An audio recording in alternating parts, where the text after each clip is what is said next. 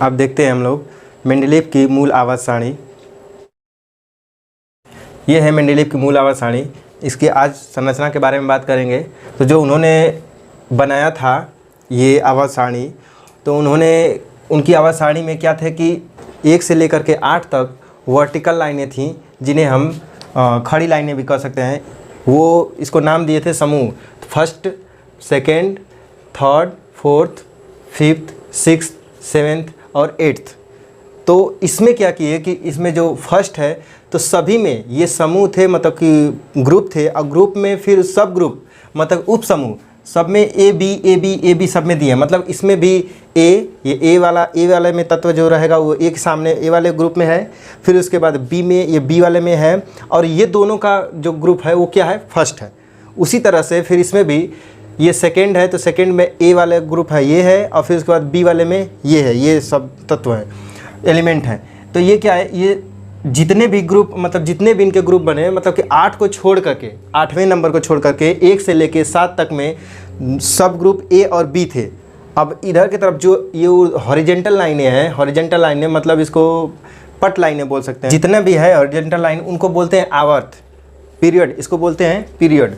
ये आवर्त लिखा गया है तो हम इंग्लिश में नहीं लिखे हैं, यहाँ पे पीरियड है, ये पूरा का पूरा पीरियड है। इसमें क्या है, 1 से लेकर के 3 तक, 1 2 3, इसमें कोई श्रेणियाँ नहीं है, मतलब ये सिंगल है। 1 में है तो पूरा का पूरा ये पीरियड है, फिर 2 है तो ये पूरा का पूरा पीरियड है, फिर 3 है तो ये पूरा का पूरा पीरियड है।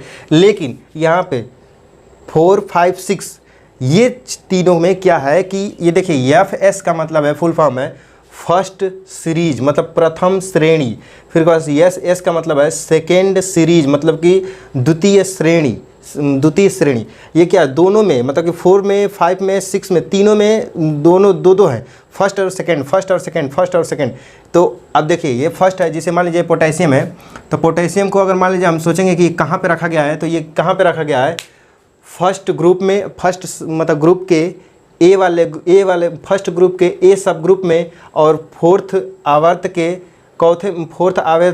के फर्स्ट सीरीज में। इस तरह से इसको देखेंगे, मतलब ये पूरा ये फर्स्ट सीरीज में आएगा, ये पूरा का पूरा ये पूरा फर्स्ट में आएगा, और ये सेकंड में आएगा, जबकि दोनों को मिला के ये फोर्थ में आएगा।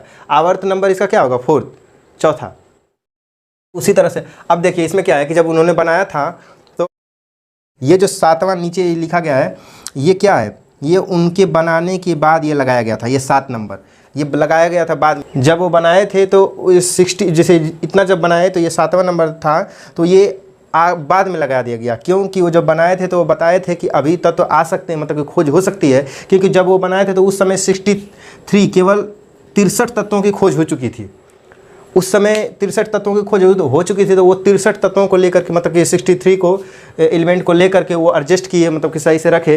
अब देखिए उन्होंने क्या किया था, जो सारणी थी उसके ठीक ऊपर क्या लिखे थे, R2O, मतलब ऑक्साइड और हाइड्राइड के लिए RH, जहाँ पे R क्या दिखाता है, R दिखाता है जैसे कि कोई भी तत्व, R दिखाता है यहाँ पे कोई भी तत्व। जैसे मान लीजिए यहाँ पे ले लेते हैं, H को ले लेते हैं, तो R बराबर हो जाएगा H, और फिर यहाँ पे 2O लिखा गया है तो 2O, मतलब कि H2O ऑक्साइड का सूत्र है, और हाइड्राइड का क्या है, RH है। अब हाइड्राइड का इससे लेते हैं, जैसे कार्बन के लेते हैं हाइड्राइड के लिए, तो यहाँ पे लिखा है RH, अब यहाँ पे लिखा गया RH4, तो इसके लिए हम कर देंगे R के जगह पे कार्बन रखेंगे तो हो जाएगा CH4। इस तरह से उन्होंने पहले ही अज्यूम करके ऑक्साइड और हाइड्राइड का यहाँ पे फार्मूला लिख चुके थे वो, और R बराबर जो जिसके सामने लिखे हैं, जिस समूह में, उसी का वो मतलब कि एलिमेंट लेना होगा, और उसी तरह से फार्मूले पर रखेंगे तो वो ऑक्साइड और हाइड्राइड के सूत्र मतलब कि यौगिक मिल जाएंगे उसके। अब देखिए इसमें जब इन्होंने और इधर देखिए 8वें नंबर पे ये क्या था, 8वें वाले समूह में, 8वें वाले ग्रुप में ये क्या संक्रमण तत्वों को रखे थे, वो संक्रमण श्रेणी, इसमें संक्रमण तत्वों को रखे थे, ये पूरा का पूरा। अब देखिए इधर क्या है, जब उन्होंने बनाया था तो कोई अक्रिय गैसों की खोज नहीं हुई थी, कोई अक्रिय गैसों की खोज नहीं हुई थी। उन्होंने बनाने के बाद क्या किया था कि पहले ही खाली स्थान छोड़ दिए थे। ये क्या किए थे कि जब आएंगे अक्रिय गैस, अगर मतलब जैसे कि नोबेल गैसों की अगर खोज हो जाएगी तो क्या किया जाएगा कि इधर रखा जाएगा, और इसका नाम दे दिया जाएगा क्या चीज़, जीरो समूह, जीरो ग्रुप। ये जीरो ग्रुप से यहाँ पे रखा जाता है। तो अगर आप मतलब देखेंगे और आगे, तो जब इनके ही आवर्त सारणी में जब आगे और तत्व कुछ खोज हुए थे तो उनको क्या कर दिया, एडजस्ट किया गया था। तो उसमें देखेंगे तो आपको दिखाएगा यहाँ पे 0 समूह लिखा रहेगा, लेकिन एक्चुअल में जब वो बनाए थे, जब वो पीरियोडिक टेबल, तो बस सेम यही था, क्योंकि वो जब बनाए थे तो उस समय क्या गए 63 क्या थे एलिमेंट नोन थे। तो इस वजह से जितना बनाए थे उतना ही का लिखे थे, लेकिन उन्होंने भविष्यवाणी की थी पहले ही से कि कुछ तत्व आएंगे जिनको रखना है। जैसे मान लीजिए अब यहाँ पे ये पूरा का पूरा ये खाली था, उन्होंने खाली छोड़ा था, तो इसलिए इसको 7वां आवर्त माना जाता है। और इसमें क्या है, कुछ जो तत्वों की खोज हुई है इस समय पूरा का पूरा भर दिए गए हैं इसमें, जबकि उस समय नहीं था। और यहाँ पे था अक्रिय गैसों की, तो अक्रिय गैस भी उस समय उनके एक्चुअल वाले में दिखाया नहीं गया था, इसलिए हमने लिखा नहीं है पूरा। अब इसके बारे में, इसके गुणों के बारे में आगे पढ़ेंगे अगले वाले वीडियो में।